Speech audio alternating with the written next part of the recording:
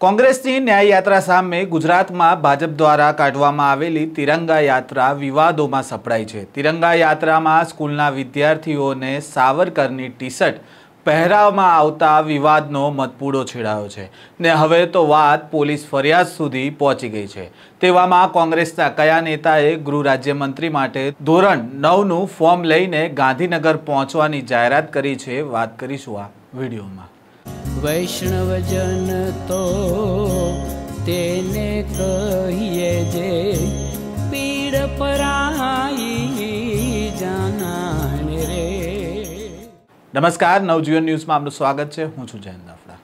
ગુજરાતમાં સ્વતંત્ર દિવસથી એક દિવસ પહેલા જ નવો વિવાદ સામે આવ્યો છે। ગુજરાતમાં જે દુર્ઘટનાઓ સામે આવી છે તેમના પીડિત પરિવારને ન્યાય અપાવવા માટે કોંગ્રેસ ન્યાય યાત્રા કાઢી રહી છે, તો બીજી તરફ પોતાના જ વિસ્તારો પર કબજો જમાવી રાખવા ભાજપ પણ તિરંગા યાત્રા યોજી રહી છે।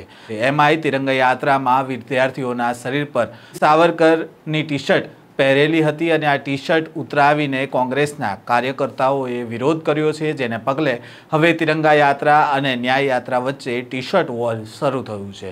સુરેન્દ્રનગર જિલ્લાના ચોટીલા તાલુકાના સાંગાણી ગામ ખાતે તિરંગા યાત્રામાં સાવરકરના ફોટાવાળા બાળકોને અપાયેલા ટી-શર્ટનો વિવાદ સામે આવ્યો છે। તિરંગા યાત્રા રોકનાર સામે અત્યારે ગુનો નોંધવામાં આવ્યો છે અને ચોટીલા તાલુકાના સાંગાણી ગામની શાળાના એક શાળા દ્વારા તિરંગા યાત્રા નીકળવામાં આવી હતી ને તે દરમિયાન કોંગ્રેસના કાર્યકરો દ્વારા યાત્રાને રોકવામાં આવી હતી અને બાળકોએ પહેરેલી ટી-શર્ટ ઉતારી દેવામાં આવી હતી, જેને લઈને શાળાના આચાર્યો દ્વારા કોંગ્રેસના નેતાઓ પર ફરિયાદ દાખલ કરવામાં આવી છે।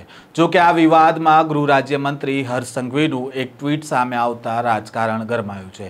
તેમણે કહ્યું છે કે વીર સાવરકરજીને દેશભક્તિનું પ્રમાણપત્ર આપવાની લાયકાત કોંગ્રેસ કે વિડીયોમાં નજરે પડતા નેતાઓની નથી। સુરેન્દ્રનગર ખાતે તિરંગા યાત્રામાં બાળકોના ટી-શર્ટ લઈ લેવા તે એક અતિ નિંદનીય બાબત છે। વીર સાવરકરજી અને નેતા સુભાષચંદ્ર બોઝજીનું અપમાન કરનારા આ લોકો પર આજે ભારતીય ન્યાય સંહિતાની કલમ 126(2), 189(3), 221, 197(c)(d) અને 352, 353 અંતર્ગત ગુનો દાખલ કરવામાં આવ્યો છે। આજે કોંગ્રેસની ન્યાય યાત્રા ડોળિયાથી મૂળી મુકામ પહોંચવાની છે। આ દરમિયાન આજે કોંગ્રેસ નેતા પાલ આંબલિયાએ ગૃહ રાજ્યમંત્રી હર્ષ સંઘવી પર પ્રહાર કર્યા છે। પહેલા તો પાલ આંબલિયા શું કહી રહ્યા છે તે સાંભળો। 8 ચોપડી અભણ ગૃહમંત્રી શ્રીને ગુજરાત ન્યાય યાત્રામાં લોકોનો સાથ સહકાર અને સમર્થન જે મળતું હતું એટલે કોઈ પણ રીતે વિક્ષેપ કરવા માટે અમારા આગેવાનો ઉપર ખોટા કેસ કરી રહ્યા છે। મારે એમને કહેવું છે કે જો કેસ કરવાનો આટલો જ શોખ હોય તો મોરબીમાં જે તમે નગરપાલિકાને સુપરસીડ કરી તો નગરપાલિકાના 52 કોર્પોરેટર, નગરપાલિકાના ચીફ ઓફિસર, મોરબી કલેક્ટર ઉપર કેસ કરો।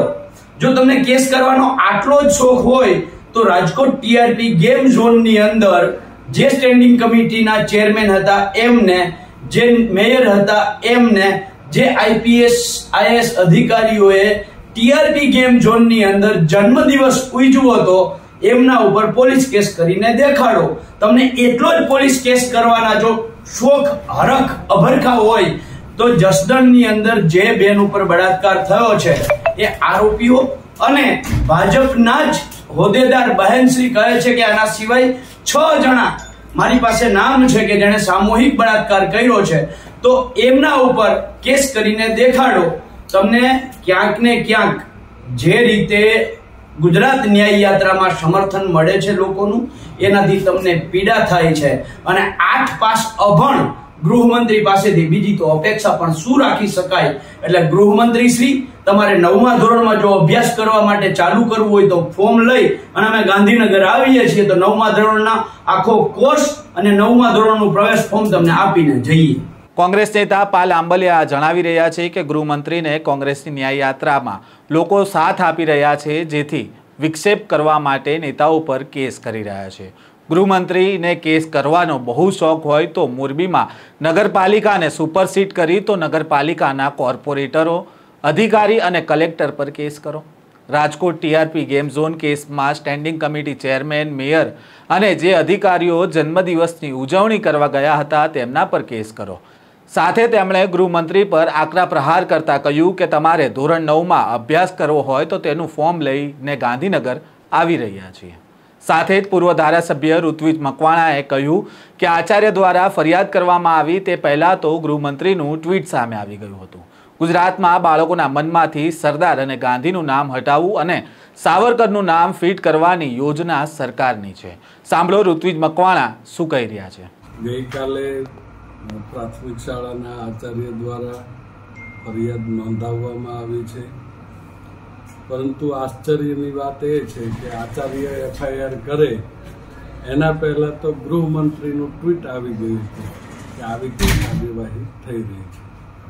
એનો સ્પષ્ટ અર્થ થાય કે જે વાત અમે આગલા દિવસે રજૂ કરી હતી એ વાત બિલકુલ 100% સાચી હતી। રાજ્યના બાળકોના મગજમાંથી ગાંધી અને સરદારનું નામ હટાવી અને સાવરકરનું નામ ફિટ કેવી રીતે થાય એ યોજના પાછળ સરકાર છે।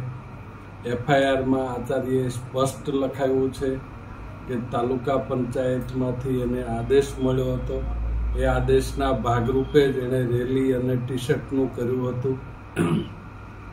એટલે ક્યાંક ને ક્યાંક ચોક્કસપણે આની પાછળ સરકાર છે અને સરકાર ધીમે ધીમે લોકોના મનમાંથી, બાળકોના કુમળા માનસમાંથી ગાંધી અને સરદારનું નામ કેવી રીતે હટે એના માટેના પ્રયત્નો કરી રહ્યા છે। રહી વાત એફઆઈઆર થવાની, તો એફઆઈઆર થઈ છે તો આચાર્ય સાથે કાનૂની લડાઈ લડશું, રાજકીય અને વૈચારિક લડાઈ એ પણ લડતા રહીશું અને જે એફઆઈઆર થઈ છે તો એના કોઈ પણ પગલાં લેવાય એના માટેની અમારી તૈયારી છે।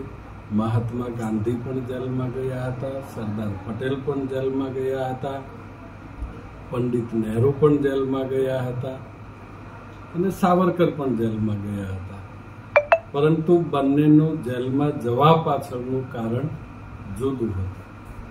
એવી જ રીતે આજે અમારી ઉપર એફઆઈઆર થઈ છે, કદાચ અમારી અટક પણ થશે, કદાચ અમારે પણ જવાનું થશે। સુરેન્દ્રનગરમાં ત્રિરંગા યાત્રા દરમિયાન જે બાળકોને ટી શર્ટ પહેરાવવામાં આવી હતી તેને લઈને હાલ તો માહોલ ગરમાયો છે। યાત્રા રોકીને ટી શર્ટ મુદ્દે ઠપકો આપતા પોલીસ દ્વારા ફરિયાદ દાખલ કરવામાં આવી છે અને આ ટી શર્ટ મુદ્દે જ ગુજરાત કોંગ્રેસના લાલજી દેસાઈ, ઋત્વિજ મકવાણા, રાઘવજી મેટળિયા, ગોપાલ ટોળિયા અને હરેશ ઝાપડિયા સહિત અન્ય લોકો સામે પોલીસ ફરિયાદ દાખલ કરવામાં આવી છે। આ જ પ્રકારના અહેવાલ અને સમાચાર સાથે ફરી મળીશું, ત્યાં સુધી નવજીવન ન્યૂઝ સાથે જોડાયેલા રહો। વૈષ્ણવજન તો તેને કહીએ જે પીડ પરા